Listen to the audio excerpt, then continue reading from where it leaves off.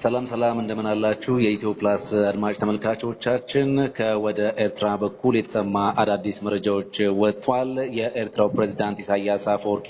ወደ አሰብ ተጉዘው ያልተጠበቀ ጉብኝት ማድረጋቸው ታውቋል በዚያ ያለውን ጦራቸውን እንደተመለከቱ እንዲሁም አዳዲስ ትዕዛዞችንም እንዳስተላልፉ የሚገልጹ መረጃዎች ወጥቷል ከዚህ ባለፈ ደግሞ ከህወሓት በኩል ለሻዕቢያ መንግስትም የተላከ መልእክት እንዳለ መረጃዎች ወጥቷል በነገራችን ላይ ፕሬዝዳንት ኢሳያስ አፈወርቂ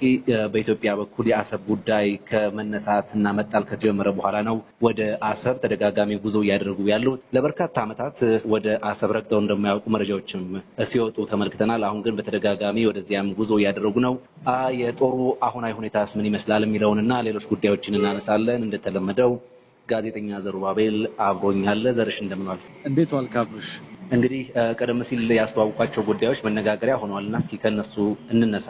አው እንግዲህ እርስ በርሳቸው የሚያያዙና የሚሰላሰሉ ሶስት ጉዳዮችን ነው እዛ ላይ አንተም በመግቢያ ላይ የጠቀስከው ህወሓት ለሻዕቢያ ግልጽ የጦርነት አጋርነት መልእክት ከመቀሌ ወደ አስመራ ልቋል ጽምዶ በሚል የጀመሩት ግንኙነት እንግዲህ ወደ ወታደራዊ ግንባርነት እያደገ ይመስላል ምናልባትም ይህ ህወሓት ለሻዕቢያ ያቀረበው ጥሪ ደርግ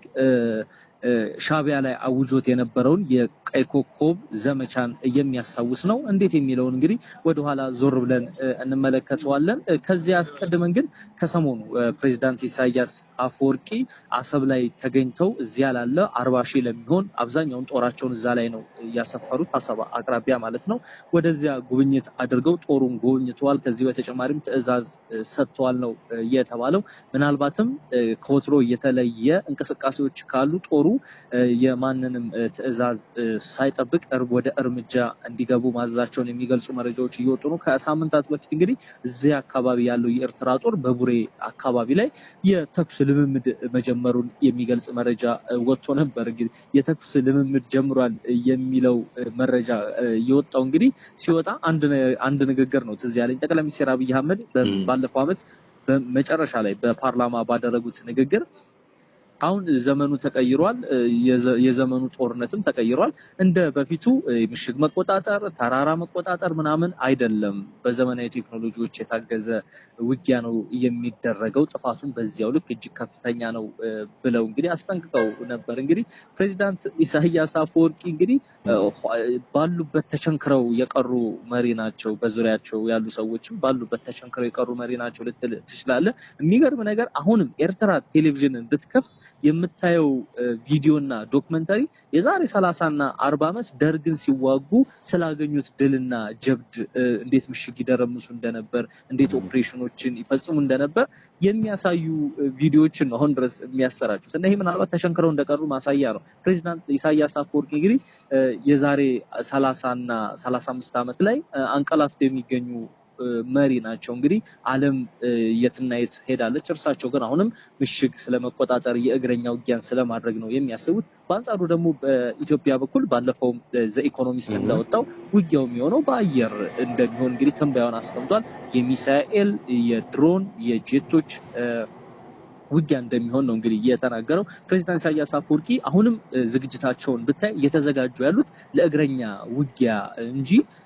ለአየር ላይ ውጊያዎች በተለይም ድሮኖችን አጥፍቶ ጠፊ ድሮኖችን ተዋጊ ጄቶችንና ሚሳኤሎችን ለታጠቀችው ኢትዮጵያ እንግዲህ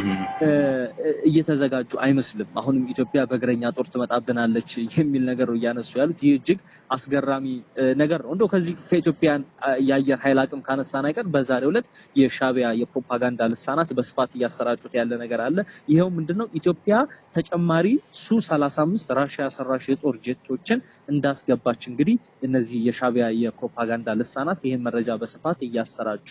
ይገኛሉ እንግዲህ በአንጻሩ ደግሞ ኢሳያስ አፈወርቂ ለእግረኛ ጦራቸው ትዕዛዝ ሰጥተዋል ማለት ነው እንግዲህ በኤርትራ በኩል ያለው ወታደራዊ ዝግጅትና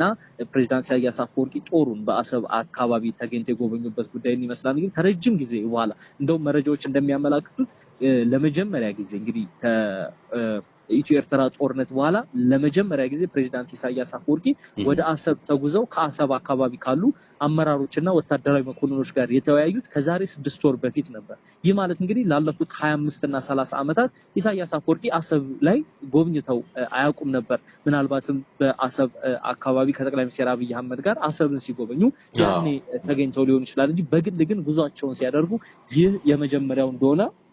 መረጃዎች ያመላክታሉ። ከዚህ ጋር እንግዲህ የሚሰላሰለው ባለፉት ቀናት እናንተ ባለፉት ሳምንታት ባደረግናቸው ውይይቶች ስናነሳ የነበረው ኤርትራ የፕሮክሲ ዋርን ስልት እንጂ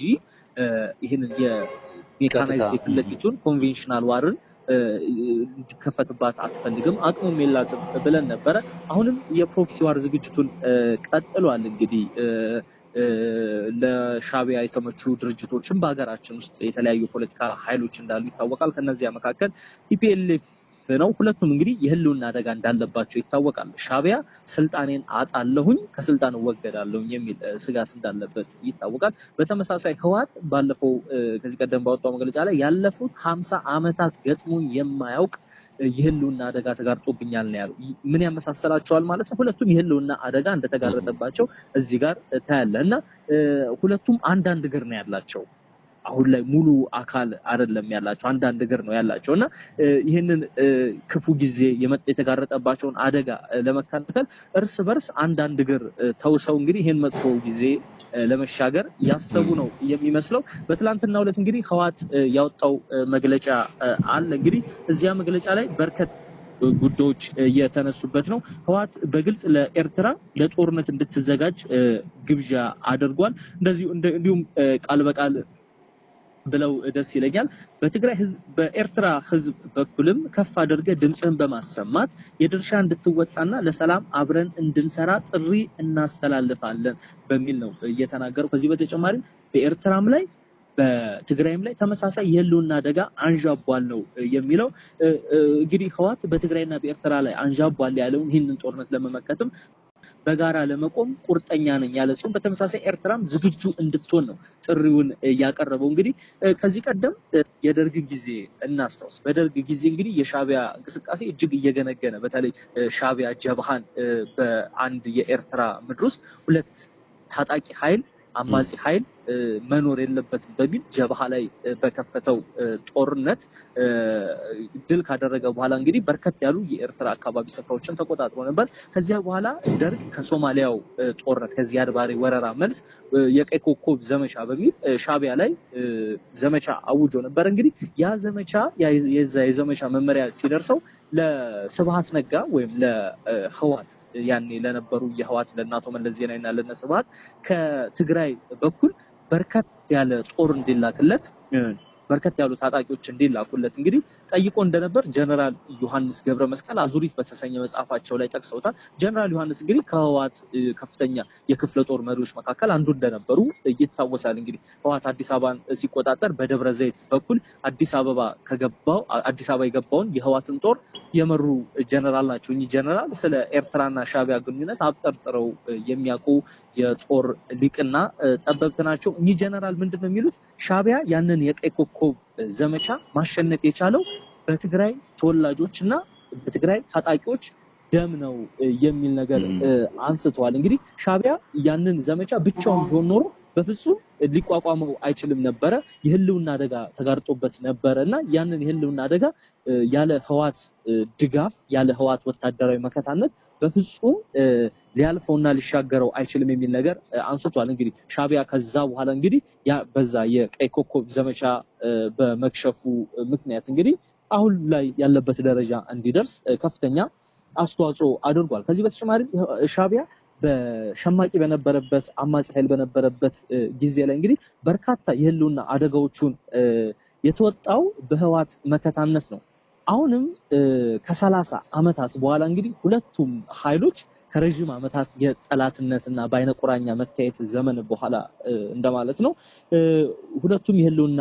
አደጋ አንዣቦባቸው ተከስቷል። ምናልባትም ከሳምንታት በፊት አይተው ከሆነ በረከት በላይነህ ኤንቢሲ ቴሌቪዥን ላይ አንድ የሰጠው ቃለ መጠይቅ ነበርና እዚያ ቃለ መጠይቅ ላይ አንድ አስገራሚ ነገር ተናግሯል። በረከት በላይነህ እዛ ላይ ምንድነው ያለው? ህወሓት ያለ ሻቢያ ሻቢያም ያለ ህወሓት መኖር አይችልም።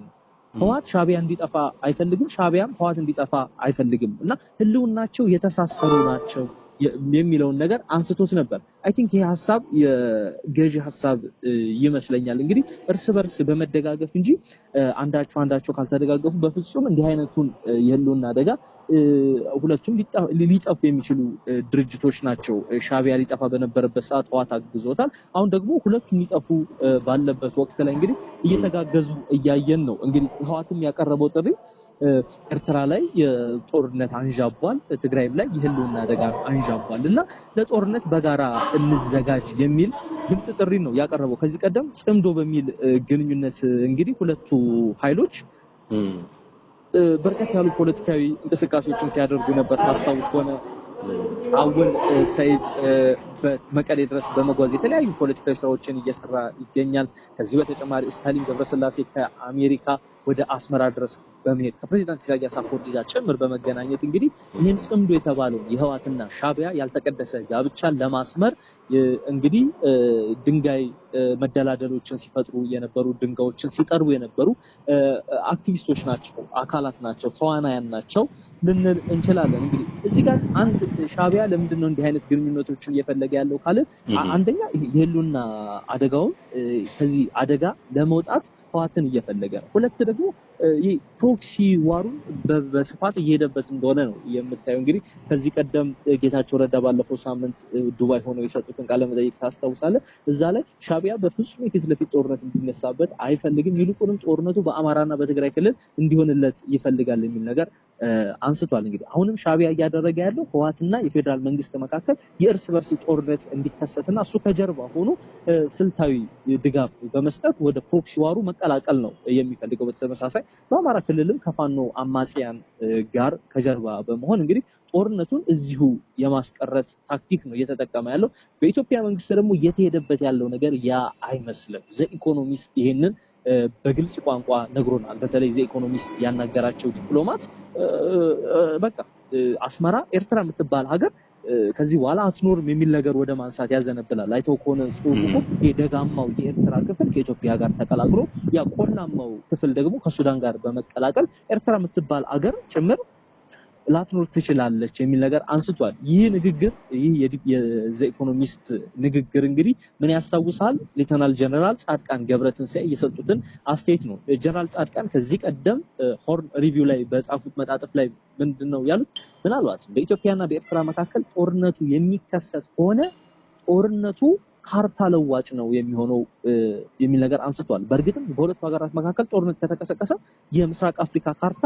እንደዚሁም የኢትዮጵያ ካርታ አሁን ያለበትን ቁመና ሊይዝ አይችልም ምክንያቱም አሰብ ወደ ኢትዮጵያ ልትመለስ በትችላለች ይህ ከሆነ ደግሞ ካርታ ይቀየራል ማለት ነው ካሰብ በተጨማሪ እንግዲህ አሁን ከዛ ተሻግራ ኢትዮጵያ ሌሎች ክፍሎችንም ልትቆጣጠር ትችላለች እንደዚህ ደግሞ ኤርትራ የምትባል ሀገር ተጠፋና ከዚህ ቀደም የአሜሪካ መንግስት በተለይም በኃይለ ሥላሴ ዘመነ መንግስት የአሜሪካና የእንግሊዝ መንግስት እንደ አማራጭ ያዙት ነገር ነበር ኤርትራን እንደ ለብቻዋ አገር ከማድረግ ይልቅ ይሄንን የክርስትና